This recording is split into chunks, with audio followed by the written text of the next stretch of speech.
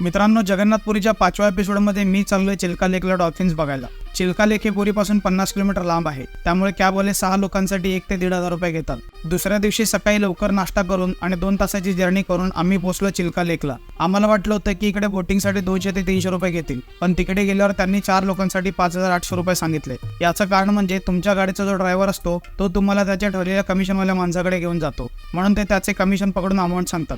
आम्हाला 5,800 रुपये खूप महाग वाटले म्हणून आम्ही बोटिंग कॅन्सल करायचे ठरवले. पण त्यांना हे कळताच त्यांनी 4,000 रुपयांमध्ये 6 लोकांना अलाउ केले. पण खरं तर ते 4,000 रुपये पण खूप जास्त झाले असे आम्हाला त्या बोटवाल्याने सांगितले. ते बोलले की तुम्ही जर डायरेक्ट आला असता तर 1,500 रुपयामध्ये सगळे स्पॉट्स फिरवले असते. तुम्ही जर पब्लिक ट्रान्सपोर्टने गेलात तर 500 रुपयामध्ये बोटिंग सहित सगळेच होऊन जाईल. 4,000 रुपयाच्या पॅकेजमध्ये इन्क्लूड असते डॉल्फिन स्पॉट, लाल खेकड्यांचा स्पॉट आणि आयलंड व्हिजिट. हे सगळं बघण्यासाठी 2 ते 3 तास लागतात. डॉल्फिन्स पॉइंटला गेल्यावर डॉल्फिनचे तोंड सोडून बाकी सगळं दिसतं आणि लाल खेकड्यांच्या नावाखाली एका टोपल्यात 2-3 खेकडे दाखवतात. त्यामुळे 700 रुपये पर हेड वर्थ वाटत नाही. बाकी आयलंड हे फोटोशूटसाठी भारी आहे. बोटिंगच्या दरम्यान शिंपल्यातील मोत्यांचा फ्रॉड पण होतो. थोडक्यात म्हणजे त्यांना मोती कशात असतात ही ट्रिक माहीत असते, म्हणून त्यांना माहीत असलेल्या शिंपल्यांना तुमच्यासमोर फोडतात आणि ओरिजिनल मोती काढून दाखवतात. पण तुम्हाला विकताना ज्यामध्ये मोती नसतात ते वाले शिंपले देतात. असे बरेच स्कॅम्स तिथे चालतात.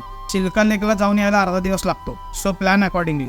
पुढच्या एपिसोडमध्ये जगन्नाथांच्या दर्शनाबद्दल सांगेन. तोपर्यंत पेजला फॉलो करून ठेवा. धन्यवाद.